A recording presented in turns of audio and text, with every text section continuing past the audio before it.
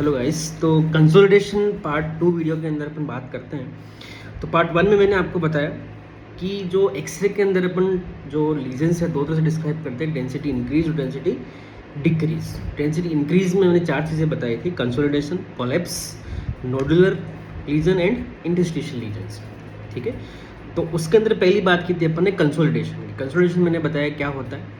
ठीक है, कोई इन्फेक्शन हो गया, इन्फ्लेमेशन हो गया, एलुलाई की फीलिंग स्टार्ट हो जाती है, पहले जीजीओ बनता है, उसके बाद में कंसोलिडेशन हो जाता है। तो पैटर्न की बात मैं थोड़ा सा और बताऊंगा आपको कि पैटर्न कौन कौन से होते हैं। तो मैंने आपको बताया था लोबार, डिफ्यूज और मल्टीफोकल। लोबार मतलब एक लोब के अंदर होता है। डिस्क्राइब मैंने उसको किया था कि ये कभी फिशर को क्रॉस नहीं करते, सेल आउट से इसमें पॉजिटिव होता है। ठीक है, और स्पेसिफिक मैंने बताया था एयर ब्रोंकोग्राम इनके अंदर होते हैं। और वॉल्यूम लॉस कभी कंसोलिडेशन नहीं होता, वो तो कैसे कंसोलिडेशन कभी वॉल्यूम लॉस नहीं होता है। तो मीडिएशन शिफ्टिंग नहीं होगी कंसोलिडेशन के अंदर। ठीक है, तो लोबार के एग्जांपल्स की मैं बात करूँ तो लोबार न्यूमोनिया, जैसे मोस्ट कॉमनली मैं बात करें, जैसे न्यूमोनिया किसी को हो गया, बैक्टीरियल न्यूमोनिया, इसमें टीबी भी मोस्ट कॉमन अपने इंडिया में होता है कॉमनली।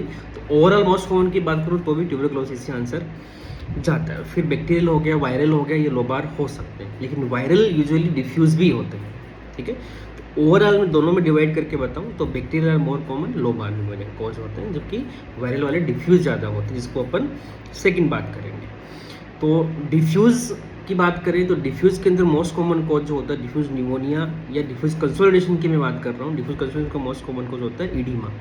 ठीक है, तो यूजली बायलिटरल होती है और डिफ्यूज कॉज का कारण होता है। डिफ्यूज का कारण मैंने आपको बता दिया था, हार्ट फेलियर हो गया, ARDS हो गया, रीनल फेलियर हो गया, लो एल्बुमिन है, लीवर कोई इश्यू आपका, तो वो डिफ्यूज कॉजेज हो गए। इसके अलावा ब्रोंकोन्यूमोनिया, ब्रोंकोन्यूमोनिया भी डिफ्यूज होती है। CA लंग और हेमरेज हो गया, जैसे कोई हेमरेजिक डिजीज है उस कारण से भी ऐसा हो सकता है। पल्मोनरी हेमरेज हो गया, जैसे हेनिक सोलिन पेरपुरा के अंदर होता है, SLE के अंदर होता है। तीसरा है मल्टीफोकल। मल्टीफोकल का मतलब होता है, जैसे मैंने आपको बताया था, मतलब एक से ज़्यादा प्लेसेस पे हो, जैसे मल्टीफोकल मतलब अलग अलग जगह पे, बहुत सारी जगह पे वो डिफ्यूज ही है एक तरह से, लेकिन वो मल्टीफोकल है। एक डिफ्यूज होता है कि जिसको अपन पेन न्यूमोनिया बोल सकते हैं, जैसे पूरा ही वाइट आउट हो गया, वो डिफ्यूज टाइप हो गया। मल्टीफोकल का मतलब बहुत सारी जगह है, जिसको इसमें मोस्ट कॉमन होता है ब्रोंको न्यूमोनिया। ठीक है, तो लोबार में most common lobar pneumonia, diffuse में मोस्ट कॉमन है एडिमा, ऐसे ही मल्टीफोकल के अंदर मोस्ट कॉमन हो गया आपका ब्रोंको न्यूमोनिया। तो ब्रोंको न्यूमोनिया के मोस्ट कॉमन कॉजेज में होता है क्लेब्सियला, इसके अंदर आता है। ठीक है, इसके अलावा स्टेफ भी होता है, स्टेफ ओरियस है, क्लेब्सियला है। क्लेब्सियला वैसे कॉमन आएगा, उसके अंदर जो आपका बल्जिंग फिशर शाइन वगैरह होगा, तो ब्रोंकोन्यूमोनिया में आप स्टेफ भी याद रख सकते हैं। इसके अलावा वेस्कुलर स्ट्रक्चर, वेस्कुलर कोई इश्यू हो गया, वेस्कुलर कोई न्यूमोनिया हो गया, मल्टीफोकल CA भी हो सकता है, अदर चीज़ें हो। अब अपन आगे बात करते हैं कुछ स्पेसिफिक फीचर्स के बारे में, कुछ स्पेसिफिक न्यूमोनियाज के बारे में अपन पढ़ते हैं। तो पहला आता है बेटविंग। ठीक है, तो बेटविंग साइन क्या होता है? ठीक है, तो अब एक्सरे आप देखते हो, ठीक है, तो ये एक्सरे है, तो जो हाइलम में, हाइलम के आसपास आपको कंसोलिडेशन दिखेगी, इसमें नहीं है। ठीक है, मैं एग्जाम्पल आपके सामने ले रहा हूँ खाली।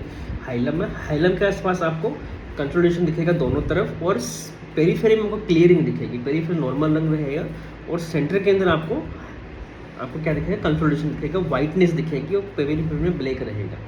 ठीक है, तो ये एक तरह से बॉडी हो गई, और ये दोनों विंग हो गए एक बैट के। बैट को इमेजिन करें, दिस इज द बॉडी और this is the both wings, तो बैट विंग अपीयरेंस या बैट विंग साइन इसको बोला जाता है।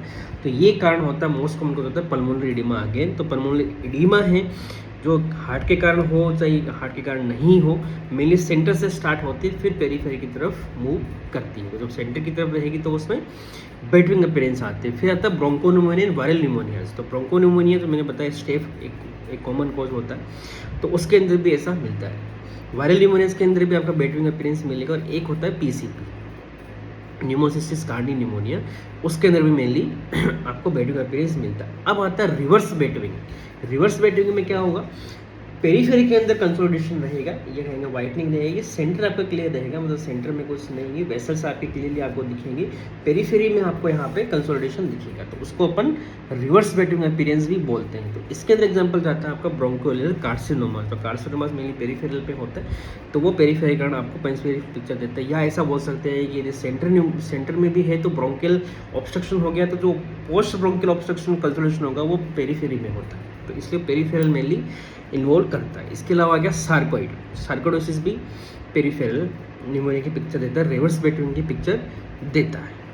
और 2 ऑप्शन इसके अंदर आते हैं या और 2 एग्जाम इसके अंदर आते हैं। इसमें आता है ब्रोंकोजेनिक ऑर्गेनाइजिंग न्यूमोनिया आपका, ठीक है, और तीसरा और चौथा fourth last CEP chronic eosinophilic pneumonia, ठीक है। तो इओसिनोफिलिक न्यूमोनिया हो गया, ब्रोंकियल कार्सिनोमा हो गया, सार्कोइड हो गया एंड ब्रोंकोजेनिक ऑर्गेनाइजिंग न्यूमोनिया आपका हो गया, वो आपका पेरिफेरल पिक्चर देता है, रिवर्स बेटिंग पिक्चर देता है, ठीक है।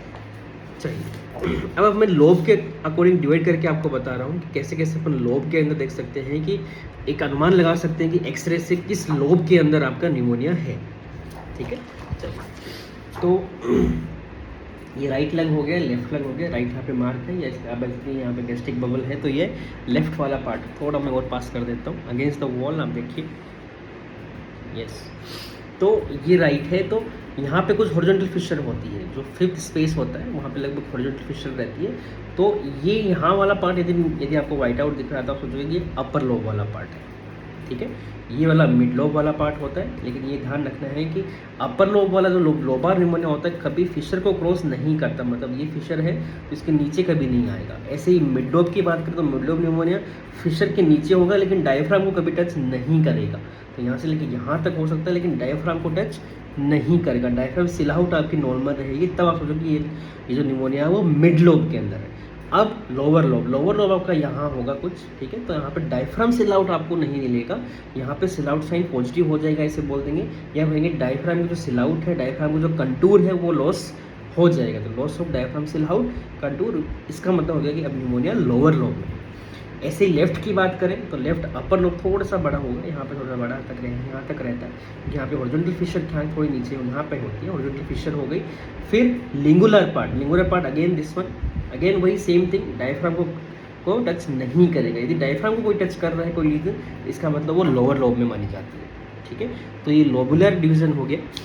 फिर अपन कुछ एग्जाम्पल्स बात करेंगे, वो अपने उसके लिए मैं एक नेक्स्ट वीडियो बना देता हूँ सेपरेट।